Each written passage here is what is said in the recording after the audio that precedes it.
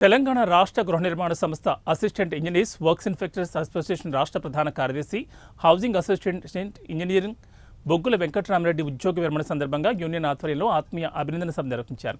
ఈ కార్యక్రమానికి ముఖ్య అతిథిగా వైరా ఎమ్మెల్యే మాలోతు రామదాస్ నాయక్ హాజరయ్యారు. ఈ సందర్భంగా ఎమ్మెల్యే మాట్లాడుతూ గృహ నిర్మాణ సంస్థలో బొగ్గుల వెంకటరామరెడ్డి వర్క్ ఇన్స్పెక్టర్గా అసిస్టెంట్ ఇంజనీర్గా 41 సంవత్సరాల పాటు ఉద్యోగ బాధ్యతలు నిర్వహించి గృహ నిర్మాణ శాఖ యూనియన్కు పేదలకు సేవలు అందించడం అభినందనీయమని అన్నారు. దీంతో పాటు యూనియన్ రాష్ట్ర ప్రధాన కార్యదర్శిగా సంఘం అభివృద్ధికి ఎంతో కృషి చేస్తారని కొనియాడారు.